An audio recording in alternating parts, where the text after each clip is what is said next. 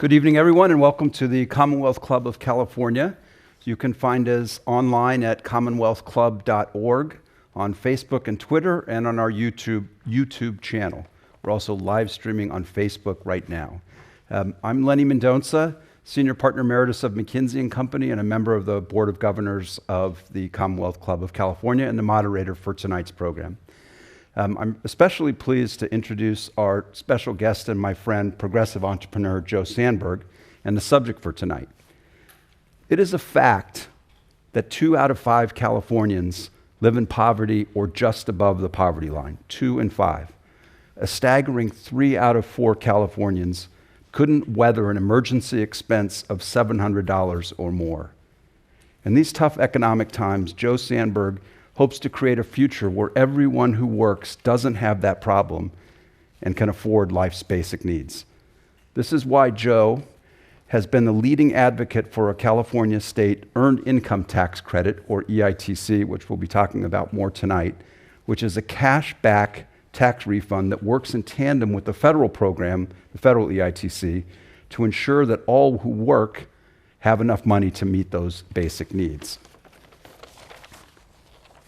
After successfully advocating for an EITC at the state level to be adopted, Mr. Sandberg created a grassroots campaign to connect working Californians to $2 billion of state and federal credits since 2015. Just think of that. Joe helped put $2 billion in the hands of the lowest income working Californians. Last spring, his organization won a massive expansion of the program so that 3 times more families in California, a full 1.7 million, will be able to earn that credit. In his advocacy and entrepreneurial pursuits, Mr. Sandberg focuses on keeping the dignity of the human experience natural. We'll talk about that a lot tonight when we understand a little bit more about why Joe is doing this. He's also the co-founder of Aspiration.com, a socially conscious online financial services company that empowers people to choose whatever fee they think is fair, even zero, and enables them to bank, invest, and spend in accordance with their values. And in full disclosure, I'm an investor in that company. Today, we're going to have a timely conversation about how to advance California's public policies that address the economic challenges facing California, particularly those who need it the most. Please join me in offering a warm Commonwealth Club welcome to Joe Sandberg. Thanks so much. Thanks for having me. Thanks, Joe. Thank you. So, Joe, it's great to have you here at the Commonwealth Club. And before we get into any of the substance and the particular policies and accomplishments, I'd love to just talk a little bit about and let the audience know, who is Joe Sandberg and kind of how did you come to this?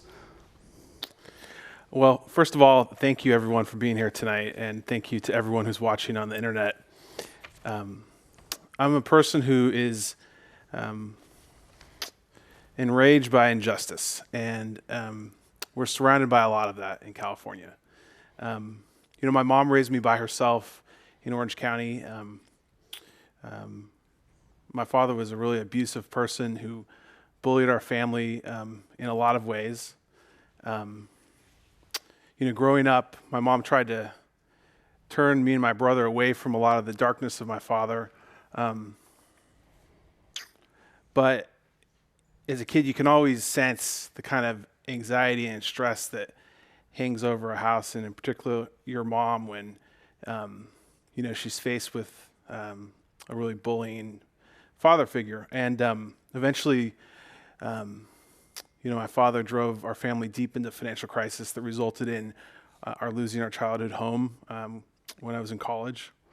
And all the while, I just never remember my mom complaining to me and my brother, but instead always focusing us on what we could do to help other people or give back and make the world better. I went to Harvard on the back of a lot of government aid, and I started my career in the financial industry because I needed to provide financial security for my mom and pay off student loans. I didn't know anything about finance or investing or accounting, but I convinced this place called Blackstone to give me a chance as an analyst, and convinced them that my experience as college Democrats president at Harvard was transferable to doing analysis on leveraged buyout transactions. So don't ever say that Blackstone doesn't have a sense of humor. And spent the first 7 years of my career working as an analyst on Wall Street, and built some savings, created financial security for my mom, but saw firsthand what we all saw from a degree of distance, that this industry at that moment in history, the O's, really came to treat all of us like variables in a spreadsheet.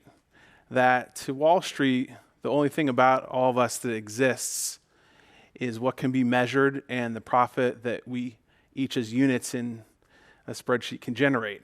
And I think that divorce from understanding the humanity and consequences of actions helps you understand how we got into the financial crisis. That if all of us are just variables in a spreadsheet, instead of human beings whose lives have meaning, then you can see how big Wall Street firms can put us into mortgages that we couldn't afford and whatnot. So I moved back to California about 8 years ago, and have been trying to invest in and build businesses that solve problems instead of create them.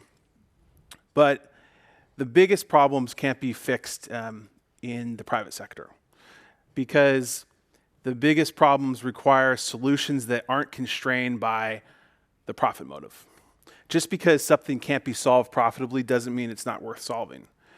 And in recent years, it's really struck me that the biggest thing that's changed in California since I was growing up is just how much worse California has become for most working people. Yet at the same time, there's so much self-congratulations on social media and television about how amazing California is, the front of the resistance, this progressive island.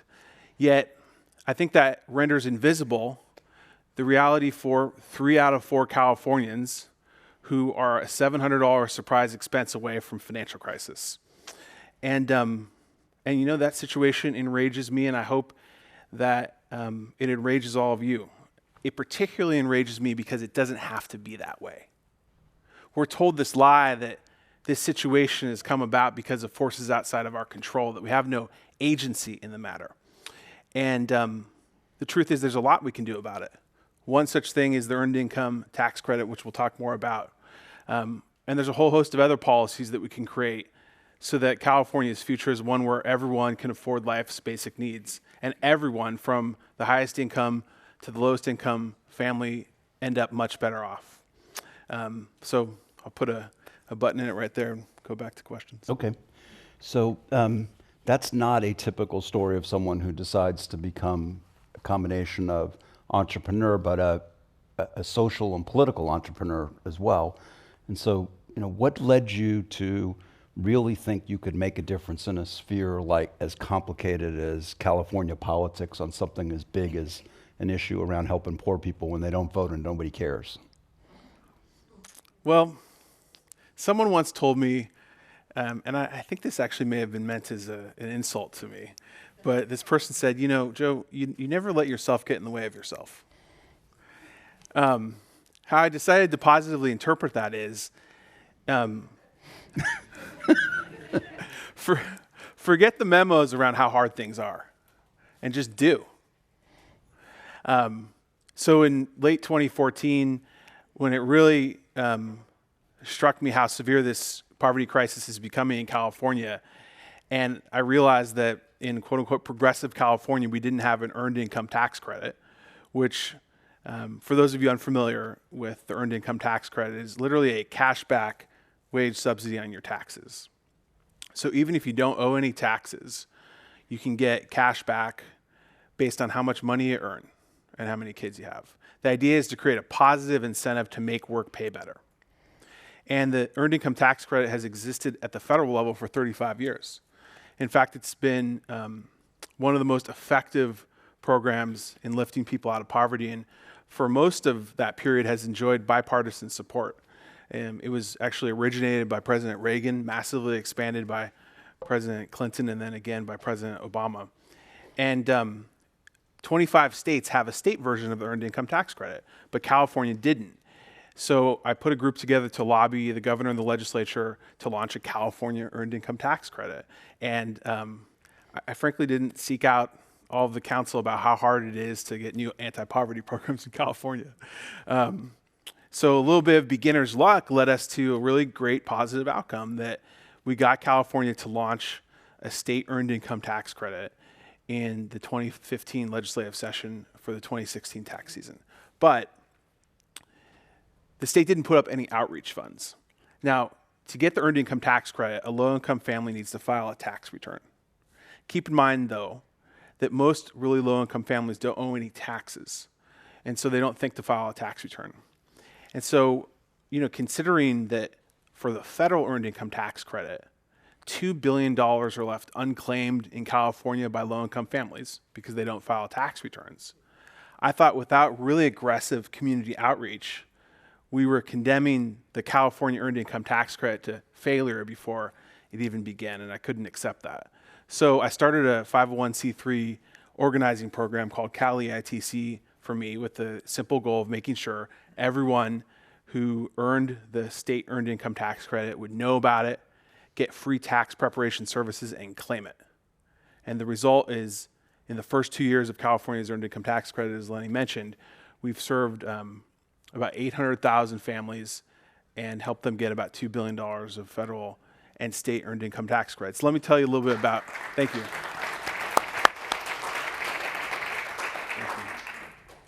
Let me tell you a little bit about the families that we've served in these past 2 years. During the first 2 years of the program, families who are eligible are those who make income but less than $14,800 a year. Now, would you believe it that there are 600,000 households with kids in California who make less than $14,800 a year? Could you imagine raising kids on less than $15,000, and that there are 600,000 families in California who are doing that? And in those first 2 years of the EITC, freelancing income wasn't eligible, which we'll return to in a moment. So the criteria for eligibility were really restrictive. Within that universe, 3 of the 4 people that we serve through Cali ITC for me, our organizing program, 3 of the 4 people are women, because women bear the brunt of poverty in California. You hear the gender wage gap often described in the media around a female executive who doesn't earn as much as her male counterpart. And that has to be rectified, absolutely. But where the gender wage gap is really severe is that California's poverty crisis bears down in particular on women. And you see that in the statistics where 3 of the 4 people we serve are women. 4 of the 5 households we serve are families of color. And 9 of the 10 families that we serve have kids. So that's who we serve. The hardest experience in the first 2 years of doing our community work was around the number of people we had to turn away. The families who earned $19,000 and were raising 2 kids, or the families who earned freelancing income, the kind of income you earn when you drive for a ride-sharing company or you keep house. We had to turn away literally tens of thousands of families because they earned a little bit above the income ceiling, or they earned freelancing income. So in 2016, we tried to do something to fix that, and we deployed a pretty conventional lobbying strategy where we had influencers call the governor and the legislature to advocate for the justice of expanding the earned income tax credit factors so that everyone who earns freelancing income would be eligible and that the income ceiling would be higher. And we struck out big time. No expansion. So this past spring, we tried something a little bit different. We completely abandoned the influencer-oriented strategy. And instead, we equipped about 70,000 of the low-income families we serve throughout California to themselves contact their state legislators. And we won big. We got the income ceiling for EITC eligibility expanded from $14,800 all the way to $22,300. And we got all freelancing income made eligible, which means that this tax season right now, 3 times more low-income Californians can earn the California EITC. 1.7 million, up from 600,000 in the first 2 years of the program. And I think the lesson from it is despite the narrative in the media that our politics are controlled by big money and influencers, if you really want to move public policy, organize and harness and deploy voters onto politicians. And that's what we're going to continue to do in the future to continue expanding the EITC. You know, my first word as a human being was more. So I was a born progressive. More help for low-income people. That's great. I want to ask you in a moment to talk a little bit about the human side of what this was like when you're out trying to do this. But before we do that, the economic geek in me can't resist asking you one more question around why is this thing called the EITC? That feels like the worst brand for something that's helping for families. And how does it really work, and what's it going to take to actually get more people to take advantage of it? Yeah. Well, you know, a lot of people say, well, the EITC is such a boring name. And to us it is. But to a low-income family who gets $6,000 back, it's super, super sexy. And let me tell you how people use their EITC. They use it to pay rent, catch up on utility bills, pay for transportation, fix a broken car, buy clothes for their kids that maybe haven't gotten new clothes in years, and provide 3 meals a day for their kids instead of 2. Those are the stakes of a family getting its EITC. Literally the way it works is on your tax form, based on the amount of money you earn up to those eligibility factors I described, and by the number of kids you have, you get a certain amount of cash back, even if you don't owe any taxes. The calculation of your earned income tax credit is irrespective of how much you've paid in taxes, right? And so you could even think about it as a negative income tax rate, where if you've earned $15,000, you end up net getting money back. Okay, great. That satisfied the economic geek in me. So now I want to turn a little bit to, so you weren't sitting in your office on a phone trying to figure out how to get people to get eligible for this. You were actually, I think, going up and down the state, actually helping families. So tell me what that experience was like, and tell me what, you described someone and what they did with it kind of rationally. What's it like emotionally when you're talking to people who are benefiting from what you did? So Cal EITC for me, which you can find at CALEITC, the number 4ME.org, administers this surround sound effect in low-income communities. So we're talking about Oakland, Fresno, Bakersfield, San Bernardino, Riverside, South Los Angeles, down into San Diego, where there's concentrated areas of poverty. We administer a surround sound effect across and among Facebook, advertising, text messaging, and community organizing combined with in-community events, so that low-income families are hearing about the state earned income tax credit like it's in the surround sound. And any one of those tactics individually probably wouldn't generate very good results, but their interaction creates a really high return on investment in our community organizing. So every $1 we invest in that surround sound organizing strategy generates $91 into the pockets of a low-income family. So we have a 91x return on our investment in community organizing. And yes, Lenny, I've traveled around the state for the last 2 years into our community events, and I always ask families what it means to them to get thousands of dollars back, because the quantum of a lot of families that are applying is literally up to $6,000 sometimes, because at the moment you apply for your state, you also get your federal EITC. And the answers all converge around really the human. I get to spend more time with my family. You hear so often, it's a little bit less stress. I get to be a better mom because I'm a little bit less stressed. I've asked kids what it means if their mom gets a couple $1,000s extra, and the answers are usually, it means that my mom gets to spend more time with me. These are the stakes. Poverty isn't just an economic question, it's a humanitarian question. And, well, why don't you indulge me for a second? I would like you all to close your eyes. I'd like you to think about a time in your life where there was a bill or a set of bills you couldn't pay. and really dwell on how you felt at that moment. You remember that pit in your stomach? You kind of had that fight or flight feeling. You were looking over your shoulder wondering what's going to happen. That's how 3 out of 4 Californians feel every hour of every single day. Imagine living every hour like that.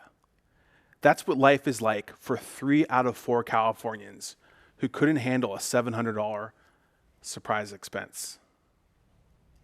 1 out of 4 Californians earns less than $12.50 an hour.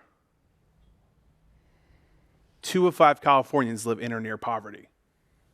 5 million California households don't have an income earner who makes more than $12.50 an hour. And what it means is that constant feeling of anxiety that you experience as you're reflecting upon those moments when you couldn't pay bills. That's how it's a humanitarian crisis. It robs people of their ability to be fully human. And that's why we have to harness everything we can to solve it. Okay. You mentioned earlier in passing that a disproportionate share of that support goes to women. Yep. And talk a little bit more and talk to me. I mean, you met mothers trying to struggle to get by. Tell me these aren't just statistics, they're people you met. So tell me about someone and what it was like when you talked to them about this. Well, there's so many single moms that I've visited through our community organizing throughout the state. And the experiences that they share about having to live out of their cars with their kids, stay with friends, not being able to provide 3 meals a day for their kids. They're living on the edge of humanity. I mean, imagine having kids and not being able to provide 3 meals a day, things that a lot of us take for granted. And then that incredible relief when you're receiving $6,000, $7,000, frankly, that you never imagined existed, because for most of the people we're serving, they've never filed a tax return before. 3 of 4 people that we serve through Cali ITC for me have never filed a tax return. They're first-time tax filers because they've earned incomes that are so low they don't owe any taxes, right? Also, so many terrible stories about how these women who are primarily single moms are victimized and abused by employers who steal their wages, who don't adhere to minimum wage laws, right? Who make them work well beyond what's human and for no overtime. One of the dark contours of the freelancing economy is how little regulated it is, particularly for low-income workers, and how much abuse exists of low-income workers who are primarily women.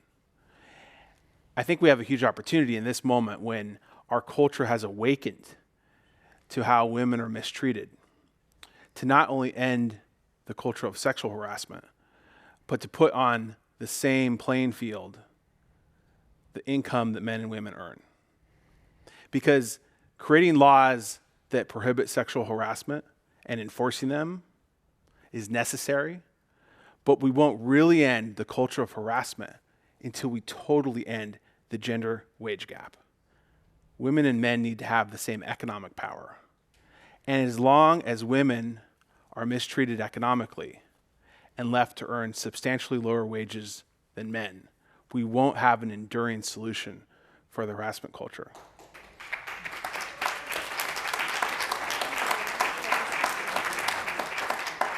The gender wage gap is even worse if you're a woman of color. Do you know that in California, Latinas earn 44 cents on the dollar to a white man? 44 cents on the dollar. And that's why, recognizing the white male privilege that I have, I'm using that white male privilege to fight this poverty crisis, and I'm not going to stop until we completely eliminate the gender wage gap. We should ratify the ERA. We should make transparent wages at companies so that you can't obfuscate how you pay men and women. They just adopted that in Iceland, by the way, right? We need to make the cause of economic justice and the elimination of the gender wage gap synonymous, and we need to finally eliminate the gender wage gap. Great. So we are heading into the season where people are going to have to start preparing their taxes and filing them. Yeah. I'm really looking forward to that. So what is it going to take in the next few months here leading up to presumably April 15th is the date, or whatever day that is this year, Yeah. where people who are eligible for this are going to have to file? What's it going to take to get the opportunity captured for the Californians who need it most, particularly for the Latinas that you were mentioning? What's it going to take? Yeah. Well, just to clarify, we think about the season for helping people get their earned income tax credit as January through October. Okay. Particularly remembering that the people we serve don't owe any taxes. If they haven't filed by June or September or whatnot, there's no penalty, but they can still file and claim their EITC. Okay, good. So our calendar for organizing is oriented around January through October. What it's going to take really isn't complicated. It's going to take much more aggressive outreach, which means partnerships with organizations and companies that reach low-income people, right? So if you were to conceptualize that, it's employers who employ a lot of low-income people, it's retailers who sell to a lot of low-income people, and it's technology companies that have the ability to cost-effectively and quickly reach low-income people because they basically know who those folks are. And so if anyone has any connections with retailers who sell to low-income people, tech companies that can easily reach low-income people, or employers who have a lot of low-income employees, I hope that you'll contact me and help me get in touch with them so that we can create partnership. We can reach most of these 1.7 million families. It's really a question of how many resources we deploy at the problem. Okay. I'm going to turn to questions in a couple minutes. There's a number of them here. I want to have a chance while you're answering the next couple of questions to group them because many of them are similar. But let me ask you the next question around, let's assume that 2018 is an enormously successful season for getting everyone who's eligible signed up. Yeah. What's next in your suite of how do you help eliminate poverty in California? More. More EITC. We can do so much more with the earned income tax credit. We've just scratched the surface. We can also expand the definition of work. You know, in my view, the definition of work isn't about whether you're getting paid. It's about whether you're providing a service of value to someone. And I think we have two really big market failures in the labor force today. One is that there's a lot of work that's not earning a wage high enough to allow someone to afford their basic needs. A second market failure is that there's a lot of work that's occurring that isn't being assigned a wage at all. But that doesn't mean that work isn't really important. Did you know that 60 million people in America spend over 10 hours a month giving unpaid care to family members, right? So that's a consequence of our failed healthcare system. And it might be an example where you can expand the definition of work so that EITC could accommodate for unpaid caregiving, right? Currently, EITC really reaches people who have kids. But as more people have to continue working later in life because they can't retire, and as millennials delay having kids later and later, there's a growing number of people who are working for low wages, don't have kids, or are empty nesters who would greatly benefit from EITC. So another possible frontier is EITC for all instead of EITC for families who have kids. And then, of course, there's just the idea of more EITC per person. we have tremendous momentum in California behind the earned income tax credit. We're entering into budget season in California. The governor just released his draft budget today. Happily, he preserves all of the historic expansion of the earned income tax credit that we won last spring.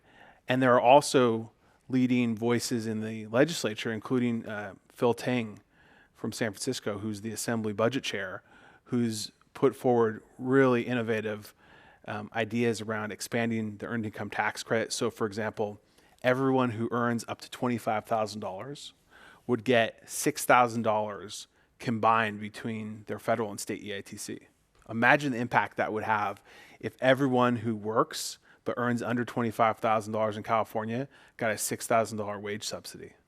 Could lift millions of people out of poverty. So we got tremendous momentum behind EITC, but we have a lot more years of expansion ahead of us before we can, have fully saturated the possibilities of what the earned income tax credit can do.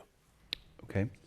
So there were a set of questions here that are related to what's next, which has to have to do with how does EITC fit in with other aid, poverty reduction support that folks are eligible for, whether that's housing assistance, CalFresh, Medicaid, Medi-Cal. Yeah. How does that work, and is there something that we ought to be thinking about around how that in an integrated way helps someone get out of poverty? And then related to that, I'm sorry, it's a complicated multi-stage question, but I know you can handle it. How does minimum wage interact with these? Yeah. Well, you'd think that there would be a kind of no wrong door policy for all of those benefits for a low-income family. That when you file for your earned income tax credit or for any of those things, you'd enter a door that would take you to all of the other things for which you're eligible. But one of the terrible inefficiencies of the way public benefits are currently administered is there's not a no wrong door policy. There's 8 different doors, and then you have 8 different ecosystems of non-governmental organizations that are trying to reach the same family. So in the very communities where we're serving, there's other organizations that are trying to do service sign up for all different kinds of programs. And I hope one day we'll move to an ecosystem where there's a no wrong door policy, that if you get your EITC, it automatically connects to all the other things for which you're eligible. And I think actually there's great demand among policymakers for that kind of no wrong door policy. I think what's missing is just someone or someones in the private sector who are willing to build it for the government. And to your question about minimum wage, the EITC works best in combination with a healthy minimum wage, in my opinion. There's others who believe opposite, but my conviction is that, and frankly the data shows, the best outcomes in lifting people out of poverty are when you have an earned income tax credit and a healthy minimum wage. If you just think about it, if you have a healthy minimum wage, it raises the amount of EITC that someone gets. Right. Okay. So there were a set of questions, and I would expect these from an audience in San Francisco, that are about how does EITC, particularly in your expanded version of what you're thinking about, compare to universal basic income? Yeah.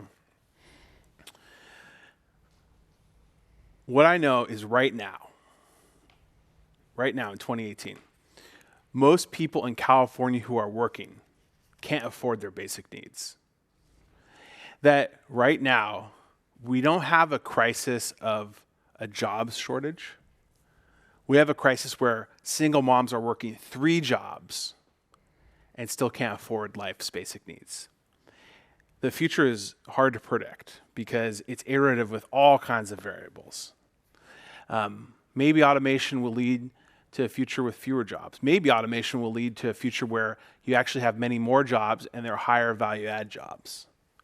But what's certain is right now in the present, too many people are working many jobs for wages that are too low, for basic needs that are too expensive. In addition, our culture values work. And that value has a longitude of literally hundreds of years. It goes back to the pilgrims who traveled to America.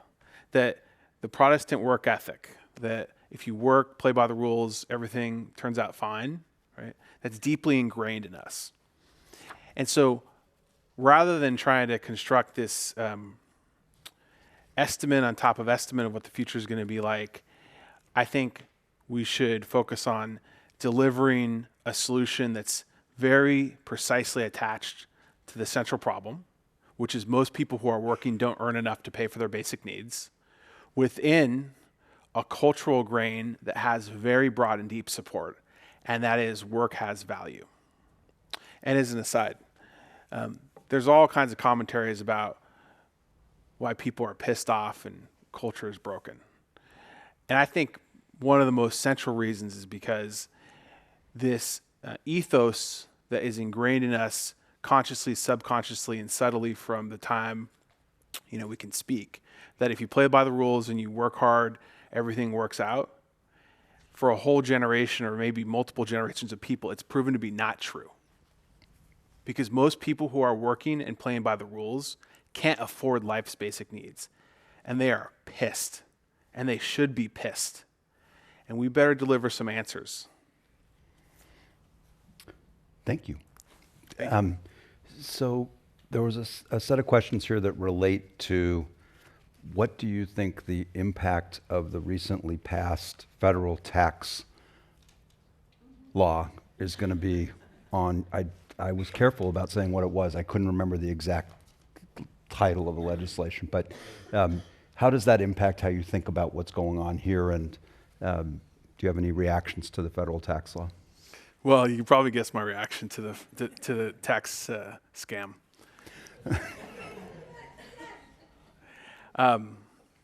It's going to get a lot worse before it gets better. And, one of the reasons why I experience so much urgency around the need to bring light, attention, and action to this cause to fight poverty is that we have a very long road ahead. It's taken 40 years to get into this mess where most working people can't afford life's basic needs. And it's going to take a while to get us out of this mess. And things like the GOP tax scam are going to make the mess deeper and probably cause things to get worse before they can get better.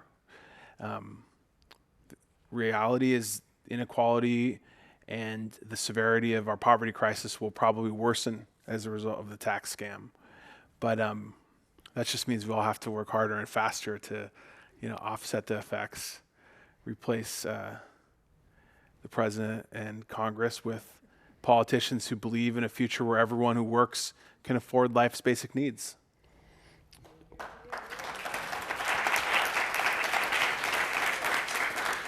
So I want to come back to there probably were some components of that tax bill that you didn't think were a complete scam. So I want to come back to that, but I'm going to ask you a question that was related to the around. You talk about affording life's basic needs. What do you mean by basic needs?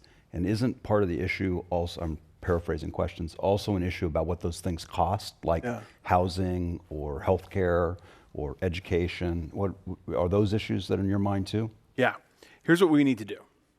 We need to create an economy where everyone who works can afford life's basic needs. What that means is we need to create a tax code that rewards work instead of favoring privilege. It means we need to make basic needs affordable. And it also means that we need to create what I call same rules for everyone. Because one of the reasons why work doesn't pay as it should and basic needs are becoming more and more expensive is because we have an economy and a politics that's dominated by monopoly money with lobbyists that create a different set of rules for the monopolies than the set of rules that we all play by. Now, I define basic needs as follows: healthcare, housing, food, clothing, transportation, education. Working should enable you to access all of those things. And we all know, for most people who are working, their wages don't provide enough to access all of those things. Right? And as you rightly noted, all of those things are also getting more and more expensive. So you have wages that are basically stagnant, basic needs that are becoming more expensive, and an economy, a politics, and frankly, a democracy that's being controlled by a smaller and smaller and smaller number of people.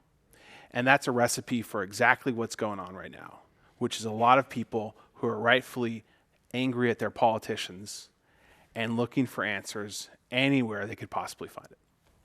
Okay. There were a set of questions here related to assets. Yeah. So a lot of what you're talking about is giving people resources. But how about the opportunity to have access to assets? Is that part of the equation? Definitely. But the most urgent need is to ensure that people who are working make more money so that they can pay for stuff.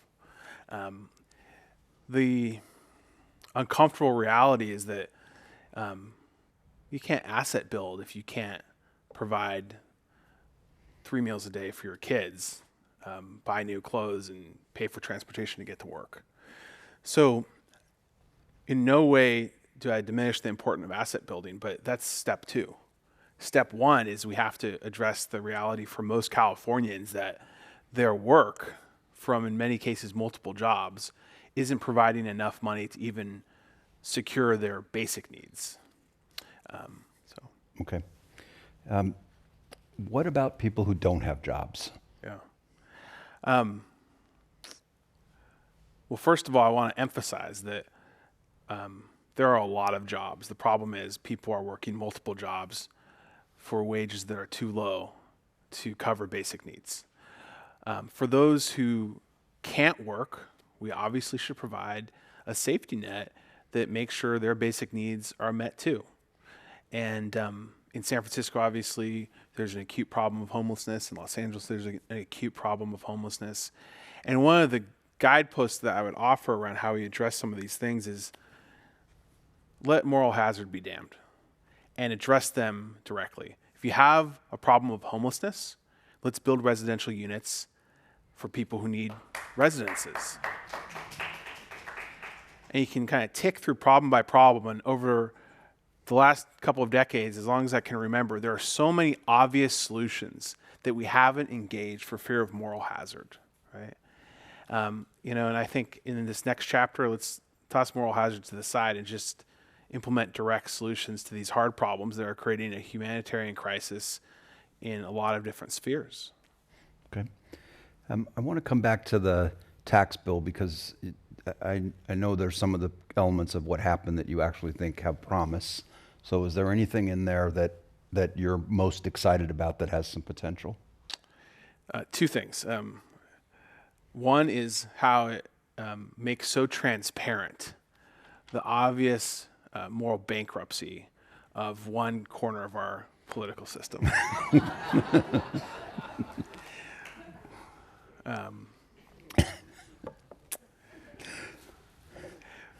The second thing, which is more in the spirit of a broken clock is right twice a day. An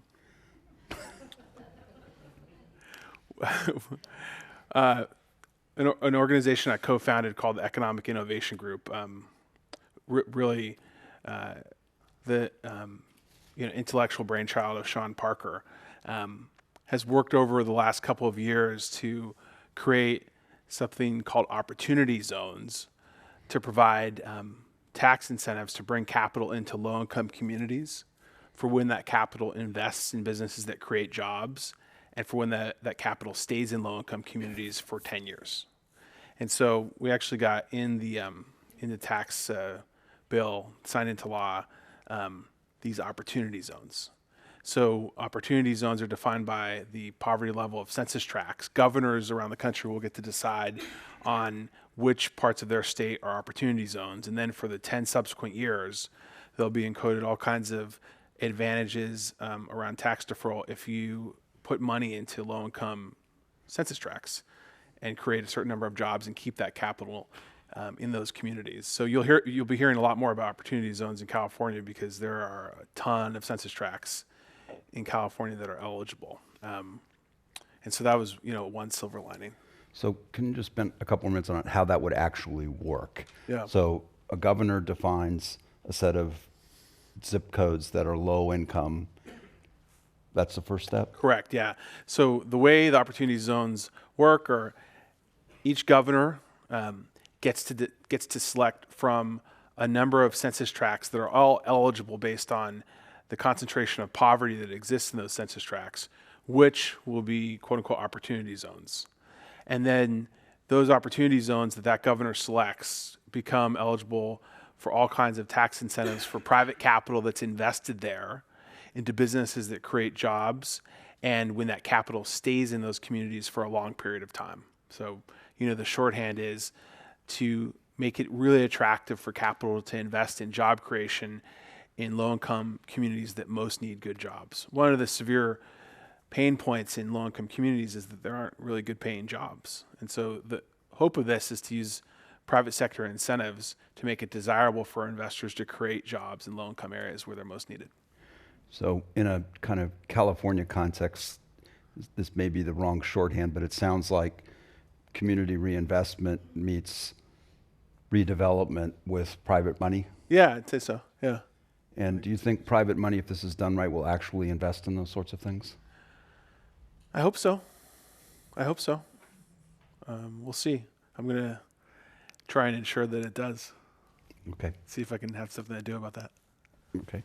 So, you described a situation where we've got a system flaw that we can do something about, but that it's not working.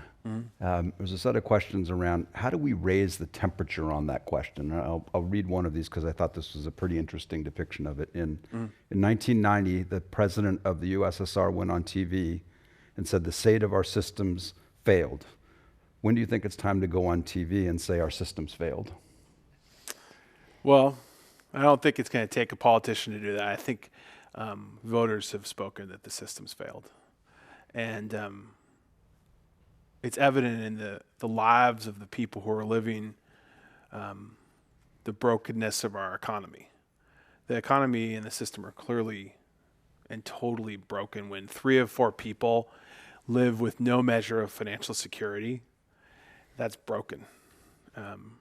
When your politics is increasingly controlled by monopolies and billionaires, and that same politics doesn't generate solutions. The problem with that money control of politics isn't in isolation the fact that big money is controlling politics. It's that big money is controlling politics, and politics isn't addressing the problems that most people are facing, right? It's the connection of those things. So I think, the people have spoken that it's broken. Just have to do something about it. Yeah, it's on all of us. Whatever the president may think, we don't live in,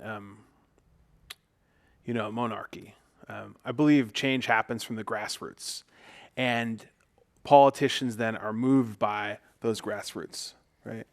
Now, history, sometimes I think out of convenience, writes about eras and defines them by a small number of individuals. But my theory on change is that, particularly in our political system, those individuals ultimately and don't actually act until there's great grassroots energy that forces them to act. I think that the best thing you can say about American politics is that it ultimately bends to the will of voters. Maybe not in the short or medium term, but in the long term it does, right? And I think the best thing you can say about a lot of politicians is even if a politician doesn't have any beliefs, they can be moved, right? But there's a lot of, pause on this for a second though, right? What difference does it make what's in a politician's heart? What matters is what you get them to do. And so we should judge politicians by what they do. And, a lot of politicians feed us a lot of baloney about what's in their heart and then they don't act. And we should kick those politicians out of office. And there's a lot of quote unquote progressives in California who fit that bill. Who talk a great game on Twitter and on CNN, but ultimately, and in part because of the control by their campaigns of big corporate money, don't actually act on the poverty crisis in California. California has the highest poverty rate in America. Just to digress for a moment, because I think it's worth emphasis, this place is regressive. unless you're rich, California is not a good place. That's just true. We have the highest rate of poverty in America, according to the U.S. Census Bureau. 3 of 4 Californians have no financial security. 1 of 3 Californians is on Medi-Cal. 2 of 5 Californians live in or near poverty. In Santa Monica, maybe it's really a great progressive island. But if we want to make California this progressive hope of the future, we have to get serious about solving the poverty crisis and creating an economy that provides for everyone's basic needs. And until we get that moving in the right direction, we had to dial down some of our self-congratulatory rhetoric. We have a hell of a lot of work to do in California. Okay.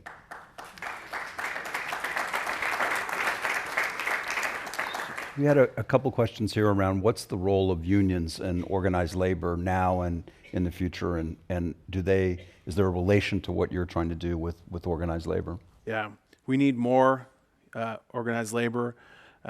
Unions need reinforcement. We need to counter the attack on workers' rights to organize that's occurring in the court system. It should terrify us. It's absolutely premeditated and very organized. We need to also support the organization of freelance workers and ensure that their rights are protected too. So yes, we need more and more, particularly in the face of the premeditated and really vicious attack on workers' organizing rights that the far right conservatives are administering through the court system. So I want to ask you a political question, and I want to ask you one more substantive question before getting to the closure here. So you mentioned the story earlier about how you got legislative action in California by organizing a set of workers to go contact their legislators and get them to do something. That sounds like labor organizing to me. Yeah. Is it? Absolutely. And you're not organizing a union with these people. They're organizing out of their self-interest. How does that work? Is there more potential to organize that group of people to be advocates for their own self-interest? Definitely. And I think it goes back to one of the very earlier points about engaging people in relationship instead of transaction. For decades, we've tried to get people to turn out to vote. And billions, probably tens of billions of dollars have been spent on voter turnout over the last 4 decades. And it's quite a conundrum that tens of billions of dollars have been deployed into something and the results haven't really moved, right? And I think the reason is we spend all this money to go get people to turn out to vote, but we only talk to them when it's time to vote. And they only hear from us when they need something from us. And no matter how selfless you might think you're being when you ask someone to vote and you think that you're asking them to vote in their self-interest, if they only hear from you when it's time to vote, they feel like it's a transaction, right? Our organizing around helping people get their earned income tax credit is a relationship because we're serving them with what they need when we're not asking for anything in return. And I think the power of that relationship and how it can connect into political action was seen in the advocacy success we had last spring, where we literally just activated the very people that we had served with earned income tax credit for 2 years. So you just imagine the people we've twice now helped get thousands of dollars. And we went to and said, would you help your neighbors get the same thing that you got? And by the tens of thousands of people activated and lobbied and advocated. That's not a new idea. I mean, this is an organizing model that has been around for hundreds of years. It's certainly nothing, complicated. You probably don't need to go far beyond the second grade to understand this. Help people many times. Don't ask for anything in return. Show that you're truly interested in helping them solve their problems, and then activate them to be their own best lobbyists. You sound like a great labor organizer. Well done. So, if folks want to understand more about this topic, is there a book, a place that you go for ideas? Where are things that people who want to understand more about this should go? I suppose I can't give out your cell phone number.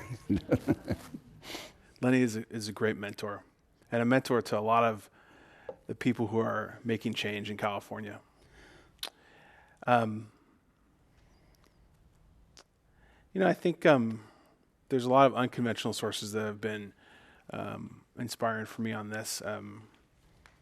For me personally, studying scripture and thinking about faith is an inspiration to how you serve people and treat people with humanity. I think that question of how you engage people in human relationship is central. So I think the typical sources of wisdom aren't necessarily in the how-to books, but are in the places or mentors or counselors that inspire you to engage in relationship with other people. We all need each other, and the best way to engage with each other is to serve each other and help other people who are in need and in trouble. And right now, in our state, a lot of people are in trouble, and we all need to help them. And in the process of helping them, we'll all become more human ourselves. And so I hope that as you think about the conversation tonight, that you'll ask yourself how you can do more in your own life to help others. We need to obviously get Donald Trump out of office, and you hear a lot about the resistance. But the best way to resist is to love other people and serve them more than you ever thought possible. The way that we're going to emerge stronger than ever from this dark era of Trump is by serving and helping people in need. Every time you're angry about Trump, serve and help someone in need.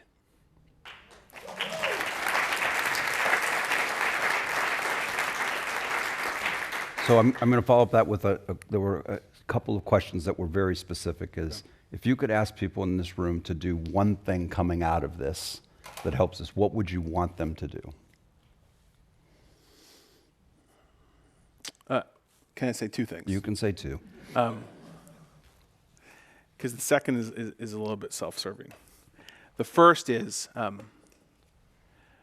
be kinder to the people in your life. Everyone is hurting. And if we all just focused on being kinder and gentler to our friends and the people that we pass by, and we all can do that, we'd all be a lot better off. So that'd be my first ask. And the second is I hope you'll go to workinghero.org and sign up with your email address so we can stay in touch, because I need your help. Solving California's poverty crisis is a task that requires all of us in partnership. There's some people who try and represent that they can fix things themselves. Kind of Donald Trump's one of those persons, right? He gets on TV and says he alone is the answer. But we know the truth is the answer is all of us in partnership and alliance. And this fight against California's poverty crisis is a big fight, and I need your help. And so I hope you'll go to workinghero.org, workinghero.org, and sign up with your email address so we can stay in touch, and I can ask you to come and volunteer during tax season to help low-income families claim their EITC, and so that we can stay in touch and I can get your ideas more broadly about how we can accelerate the fight against California's poverty crisis. Okay, thank you. That was specific and good. So we've unfortunately reached that point in the program where we're down to the last questions, and the one that there were a number of people who asked this, and I'd saved it for the end because I didn't want to spend the whole evening talking about it, is that there have been a number of reports that you're thinking about running for office. Speculations from everything from dog catcher to governor to senator to longer term aspirations. So in an audience here tonight and on the web, are you declaring you're running for office, Joe? What I'll declare is that now and in the future, I'll consider every available option to fight the poverty crisis.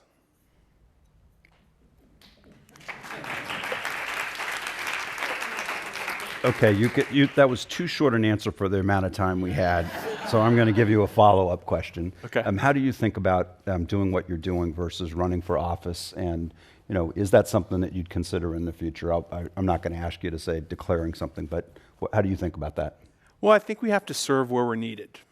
And, knock on wood, I'm 38, and I hope that I have, a lot of contributions yet to make in the future. And in all seriousness, I'm going to constantly evaluate where I think I'm most needed. And I definitely consider running for public office. But the question is whether that's the place where I'm most needed at any particular given period of time. And if a time comes, whether it's 2018 or 2032, that leads me to believe I'm needed in public office, and that's where I can make the best contribution to creating a California and a country where everyone who works can afford life's basic needs, then I'll embrace that and and go after it with the same gusto that I've pursued the creation of California's EITC and EITC expansion. Well, that sounds like a stay tuned, but in the meantime, you've got a multi-year effort in front of you to fix this tough problem on behalf of Californians and those in the country who need it the most. So on behalf of myself and those in the audience and watching, please join me in thanking a real entrepreneur who's acting in the public good, Joe Sandberg. So thank you for joining us. Thanks, everyone. Thank you. Thank you. Thanks so much. Thanks. Thank you. Thanks. We also want to thank our audience here and those on the radio, television, and the internet. And again, I'm Lenny Mendonca, and now this meeting of the Commonwealth Club of California, the place where you are in the know, is adjourned.